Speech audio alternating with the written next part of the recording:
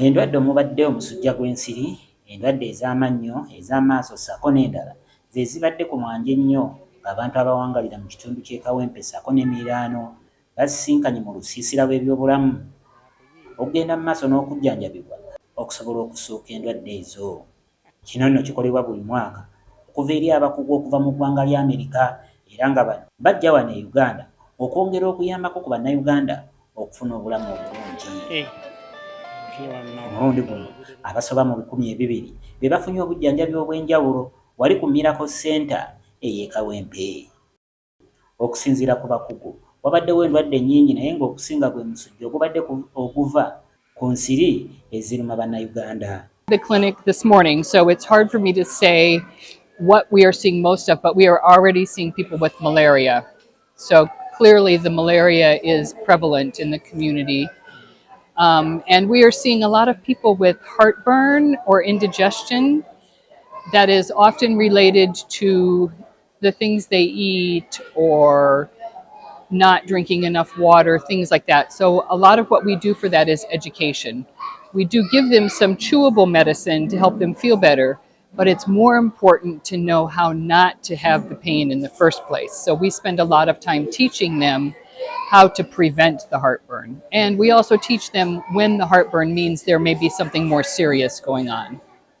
Omusumba w'ekkanisa eno Robert Nabwere nga yakuliddemu enteekateeka zino ez'okuleeta abakugu bano okuva mu ggwanga lya Amerika bagenda mu maaso n'okusomesa abantu okwewala endwadde ezimu ng'omusujja gw'ensiri nga babagamba nti basule mu butimba bw'ensiri. Obujjanjabi buno bw'oba osobola okujja enkya weeyune jangu. Bw'oba osubiddwa wano naye ng'olaba amawulire gano ng'oli mu bitundu ebya Eastern Uganda, district ezo Kibuku, Palisa, Budaka, Butebo, Iganga, Namutumba, awo musobola okujja enangayiza gye tugenda okubeera okumala ennaku eziwererako ddala kumpi nga 7.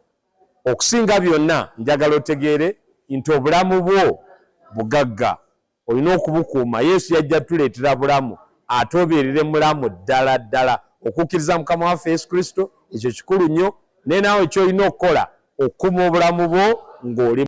Obujjanjabi buno bukoleddwa okusukka emyaka egisoba mu 10 era ng'abantu abasobeeyo mu 3.5 be baganyuddwamu nga bafuna gaalubindi ez'amaaso. So obujjanjabi bugenda mu maaso era nga tuliwo olwaliro n'enkya olwokusatu. Twagala nnyo okwebaliza ddala Katonda era ng'ekikulu ekisinga obukulu kye tugamba kye tusoosowaza kyakuba nti twagala abantu baffe babeere balamu. Tutunulidde ebyobulamu bwe nkubira ebintu bye tuzze tukola mu myaka 10 nga mu 14 giyise nza okwewunya nze ayogera naawe nze coordinator wa clinic eno bampise Elijah naye nza okugamba twagabye gaalubindi ezisukka mu 3.5 mu myaka egyo. Twogeddeko n'abamu ku bafunye obujjanjabi buno.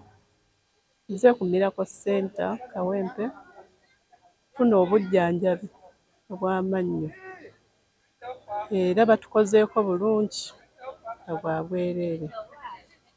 Twebaza Pastor Robert ne Rose Nabulere ku lw'obuweereza buno bwe yaleeta mu kitundu kino. Mukama abawe omukisa ne famire zaabwe. Buli mwaka bajja ne batuwa obujjanjabi n'obulala